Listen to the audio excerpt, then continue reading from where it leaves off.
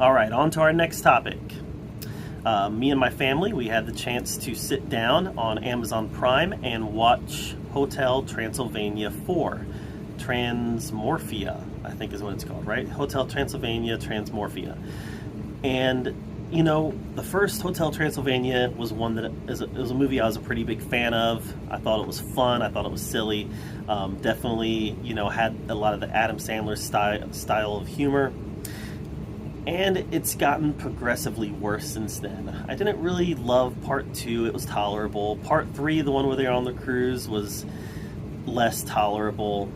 And now part 4, you know, we no longer have Adam Sandler voicing. We no longer have Kevin James voicing. That took me out of it initially, but then I finally got used to the new voices, and it didn't really bother me as much. The plot of Hotel Transylvania 4 is about Johnny wanting to be a part of the family, so he figures out how to become a monster. He changes himself into a monster where he turns into like some sort of dinosaur dragon type thing. And in the process of all these hijinks, Dracula and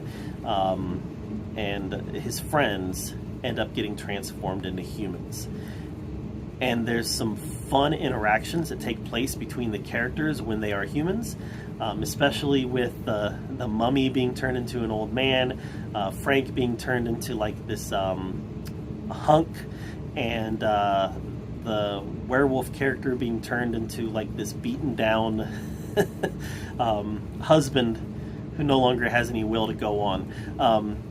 I thought it was a fun take on human versions of the characters, and honestly, it was enough that I can say that it was probably my second favorite entry in the series. It's not saying a whole lot because I didn't love 2 or 3 at all. So, I mean, take that for what you will. I thought the interactions between the characters was good. I felt that if they were going to go anywhere else, that this was a decent spot to take the story. There's not much else you can do with these characters, but I thought that this was a logical place to take the characters.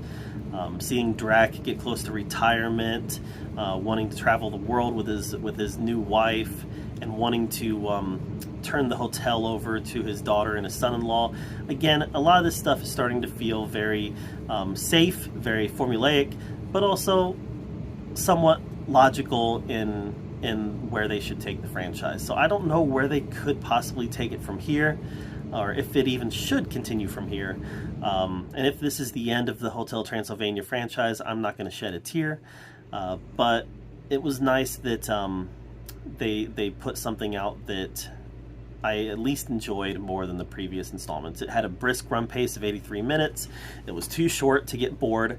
You know, if it would have ran any longer, the whole shtick, the whole idea behind the plot of the movie might have started to wear a little bit, but they didn't really give you time to get bored by it, and it just kind of moved at a very brisk pace.